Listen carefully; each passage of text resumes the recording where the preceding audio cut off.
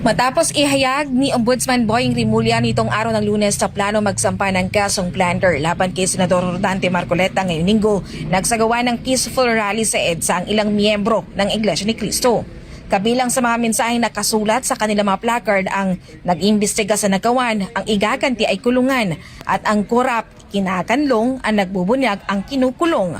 Nakasuot din ang mga nagtipo ng puting t-shirt na may nakasulat na transparency, accountability. Nagbigay naman ng reaksyon ang Office of Ombudsman sa naturang rally. Ayon sa Ombudsman, transparency at accountability rin ang kanilang sinusulong at walang sinuman ang sasantuhin sa pagpapatupad ng batas. Lalo namin na ito yung example na gusto ng tao.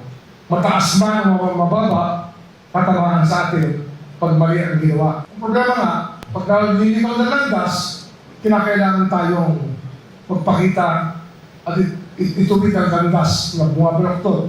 Kung accountability po at transparency ang kanilang pinaglalaban, yun din po ang aming pinaglalaban dito sa Office of the Ombudsman, na lahat ng nagkakamali ay mananagot sa batas. We understand the plight, we understand what they're fighting for, but we ourselves are fighting for the same things. Kaya siguro there might have been a little bit of miscommunication dahil sa totoo lang parehas po ang pinaglalaban po ng grupo na nandyan sa EDSA at dito din sa Office of the Ombudsman. Nanindigan ng Ombudsman na may batayan ng planong kasong plunder kaugnay ng umano'y pagtanggap ni Marcoleta ng 75 milyong donasyon noong 2025 elections at sa hindi umano nito pagdeklara ng naturang halaga sa kanyang SALN at SOSE. When you talk about plunder, it's a series of combination of acts where somebody is able to amass, acquire, and accumulate ill-gotten wealth to the amount of at least 50 million pesos. And from the own admissions as well of Senator Marcoleta, tinanggap niya yung 75 million. Ngunit hindi po niya na-deklara sa SALN, neither niya dineklara sa kanyang SOSE.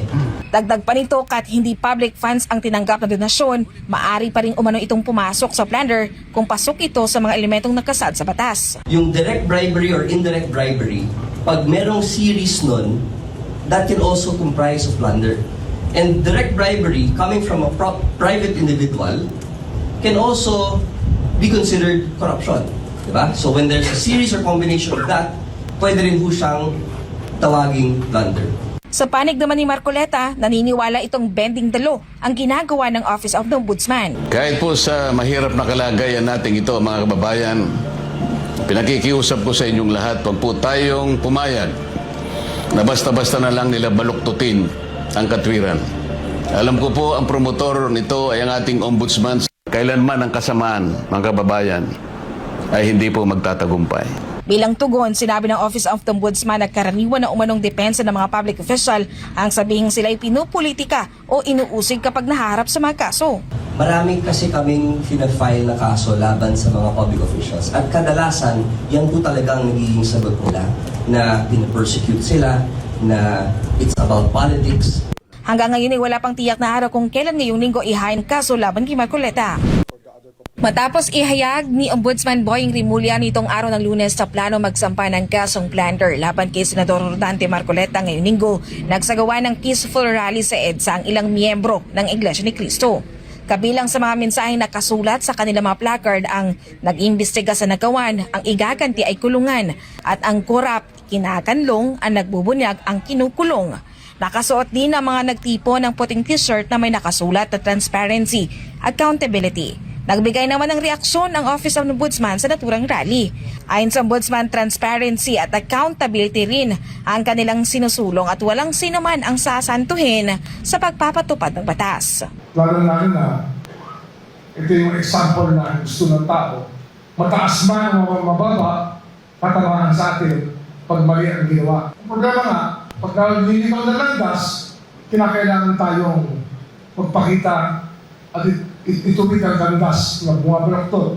Kung accountability po at transparency ang kanilang pinaglalaban, yun din po ang aming pinaglalaban dito sa Office of the Ombudsman, na lahat ng nagkakamali ay mananagot sa batas. We understand the plight, We understand what they're fighting for, but we ourselves are fighting for the same things.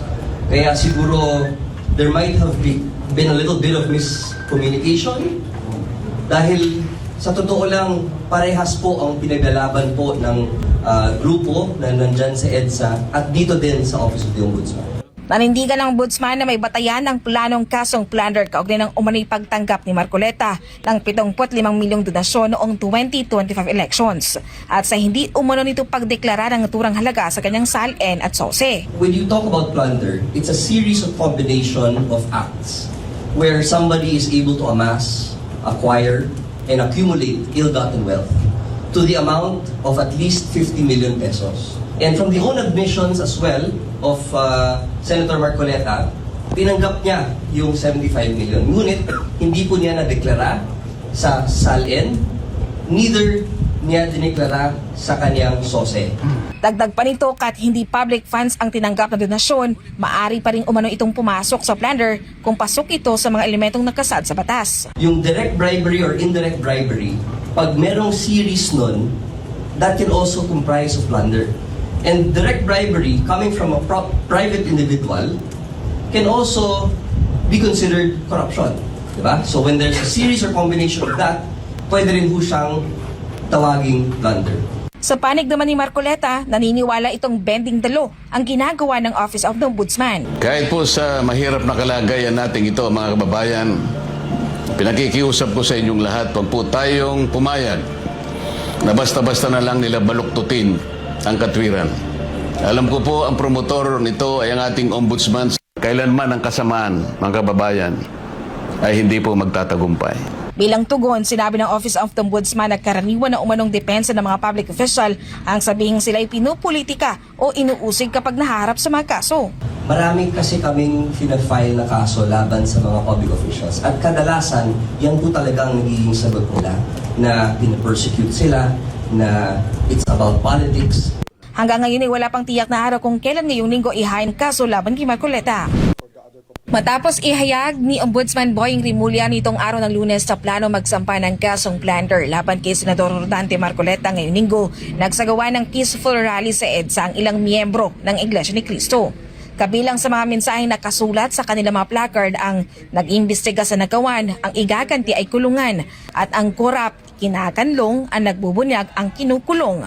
Nakasuot din ang mga nagtipo ng puting t-shirt na may nakasulat na transparency, accountability. Nagbigay naman ng reaksyon ang Office of the Ombudsman sa naturang rally. Ayon sa Ombudsman, transparency at accountability rin ang kanilang sinusulong at walang sino man ang sasantuhin sa pagpapatupad ng batas. Lalo na ito yung example na gusto ng tao.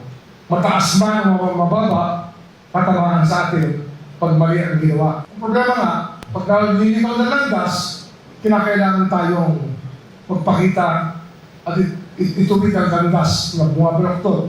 Kung accountability po at transparency ang kanilang pinaglalaban, yun din po ang aming pinaglalaban dito sa Office of the Ombudsman, na lahat ng nagkakamali ay mananagot sa batas. We understand the plight, we understand what they're fighting for, but we ourselves are fighting for the same things. Kaya siguro there might have been a little bit of miscommunication dahil sa totoo lang, parehas po ang pinaglalaban po ng grupo na nandyan sa EDSA at dito din sa Office of the Ombudsman. Nanindigan ng ombudsman na may batayan ng planong kasong plunder kaugnay ng umano'y pagtanggap ni Marcoleta ng 75 milyong donasyon noong 2025 elections at sa hindi umano nito pagdeklara ng naturang halaga sa kanyang SALN at SOSE. When you talk about plunder, it's a series of combination of acts where somebody is able to amass, acquire, and accumulate ill-gotten wealth to the amount of at least 50 million pesos. And from the own admissions as well of Senator Marcoleta, tinanggap niya yung 75 million. Ngunit hindi po niya nadeklara sa SALN, neither niya dineklara sa kanyang SOSE. Dagdag pa nito, kahit hindi public funds ang tinanggap na donasyon, maari pa rin umano itong pumasok sa plunder kung pasok ito sa mga elementong nakasad sa batas. Yung direct bribery or indirect bribery, pag merong series nun, that can also comprise of plunder. And direct bribery coming from a private individual can also be considered corruption. Diba? So when there's a series or combination of that, pwede rin po siyang tawaging blunder. Sa panig naman ni Marcoleta, naniniwala itong bending the law ang ginagawa ng Office of the Ombudsman. Kahit po sa mahirap na kalagayan natin ito, mga kababayan, pinakikiusap ko sa inyong lahat, wag po tayong pumayag na basta-basta na lang nila baluktutin ang katwiran. Alam ko po, ang promotor nito ay ang ating ombudsman. Kailanman ang kasamaan, mga kababayan, ay hindi po magtatagumpay. Bilang tugon, sinabi ng Office of the Ombudsman na karaniwan na umanong depensa ng mga public official ang sabihing sila'y pinupolitika o inuusig kapag naharap sa mga kaso. Marami kasi kaming file na kaso laban sa mga public officials. At kadalasan, yan po talagang nagiging sagot nila na pinapersecute sila, na it's about politics. Hanggang ngayon ay wala pang tiyak na araw kung kailan ngayong linggo ihain kaso laban kay Marcoleta.